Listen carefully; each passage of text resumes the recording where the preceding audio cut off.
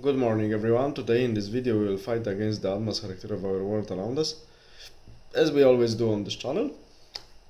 And today we will try to we will try to analyze how so-called West, understood as mainly Western Europe, Oder River on the west, plus East and West coast of United States, plus Trudeau, Canada, and recently Australia and New Zealand, how do these countries and their societies are seen by others? Others, I mean like Middle Eastern people, Hindu people, also to some extent Chinese people, and Russian people. So let's see what. Let's try to stay aside, out of our comfort zone, out of everything we know from our everyday lives, and try to look at this what we have from outside. What we have. We have actually societies of consumers who embark very often on the welfare state, are not able to produce this what they create. We have in our public debates all of these crazy ideologies of neo-Marxism, green socialism, this environmentalist agenda about allegedly limiting the usage of fossil fuels, introducing allegedly new technologies, and limiting the amount of emitted CO2. Actually, every of this ideological step is accompanied by anti-human, anti-population statements like do not stop reproducing because it kills the planet, promote abortion, and actually attacks families. In our public debates, very often we hear the pseudo debates about how many types of gender human can have, maybe 250, maybe 350, that this is the most important, how someone feels, not who he or she really is, that the surgery that allows gender transformation should be allowed even for kids without the agreement of parents, that protesters against the very good decision, recent decision of Supreme Court that gives back the autonomy to the states on deciding about the moral issue important for the local population. These protesters who protest against the actually giving the decision about abortion to the local governments cannot actually say who or what the woman is, but they claim that they defend the woman's rights. We see that Western societies very often they claim to be very tolerant and blind to ethnic and racial issue, but somehow we hear that Black Lives Matters, but why not all lives matters, but only this one? But when we see what's really happening on the streets, and really when we see the real politics of the governments, we see that for them there is no life that matters, only their own, I mean politicians and the managers and owners of great corporations that are together ruling these countries.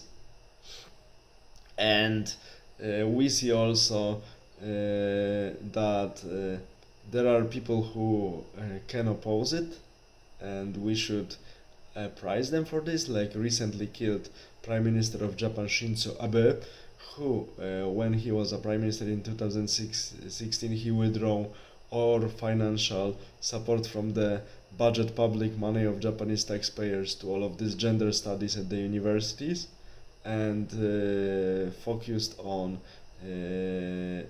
teaching to young people really useful stuff like like technical studies, like history of Japan, like archaeology and basic science.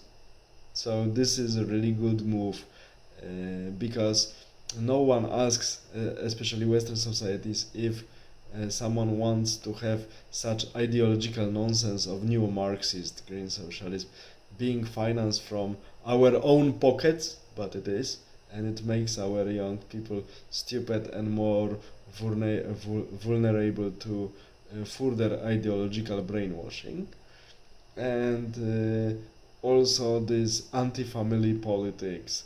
It's something unusual what we can observe on the West, because a nation that kills its own children, of course, has no future, and we should see that this what we also do with migration politics, like Herzlich Willkommen by Chancellor Merkel in Germany, completely not justified, completely unprepared, and completely stupid. This also shows to the people from outside that actually maybe these Western people are really out of their minds. Something is not okay. Maybe their countries became one big madhouse and they are simply madmen living in this madhouse. Because I didn't mention all problems we have connected with this agenda of neo-Marxism, green socialism, that it's supported by some great corporation ruled by the managers, completely disconnected from the owners of this corporation. That's why these corporations at any costs are focused on maximizing the profits, even at the cost of entire society and states. And these people from outside see that something is really not okay, because this what was happening in the West, it's not normal. It leads to complete destruction and madness. That's why I mentioned in the beginning of this movie, among other nations and civilizations, Russians, because for a Russian propagandist, for Russian government now, taking into account all conflicts in which Russia is involved with the West, keeping the society, the vast majority of society, over 80%, supporting this politics of their government, it's easy. They don't have to lie much in their propaganda. It's enough that they tell only the truth and emphasize a little bit some facts that one can easily find happening in the West. That's why for Russian regime it's so easy to keep their society mobilized, ready and motivated to keep anti-Western sentiment and even increase it. Because, okay, it's simple equation. Okay, you complain how we live in Russia. We know life is not easy. But look what type of madhouse you have on the West. Actually, they even don't know who the man, who the woman is. And they force their children to change their sex because maybe they want it. And actually, the only driving force behind it are money, because some companies and medical clinics simply want to earn money because it's really costly, and later you have such patient for entire his or her life for a treatment. So this is really ideology supported, fueled by huge business.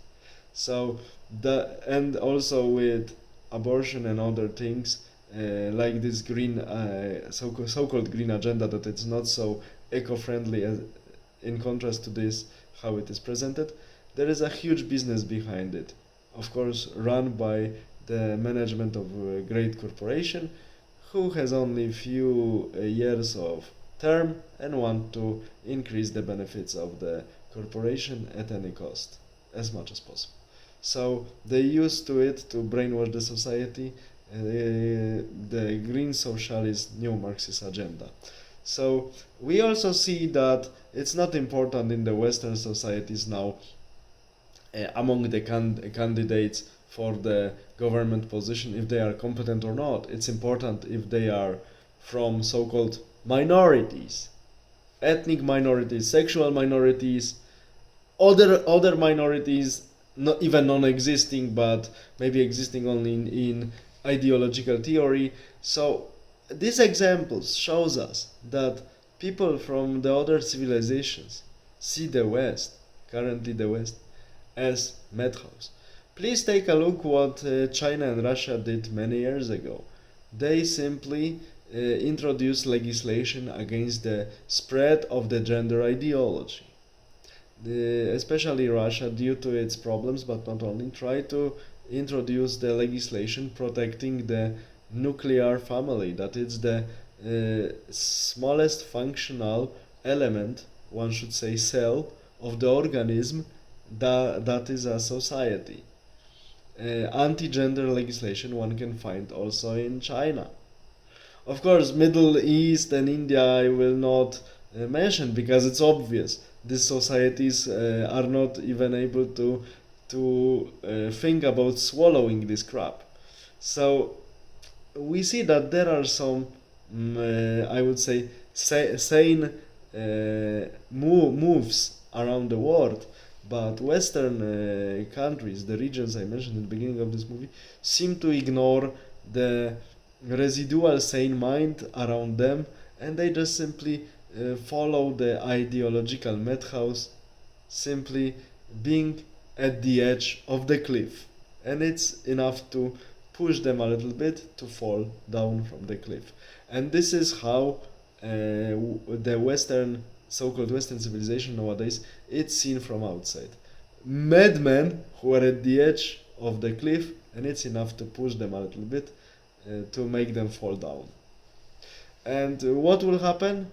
Will this trend be reversed? I don't know, time will tell. But this is how our civilization is seen from outside nowadays.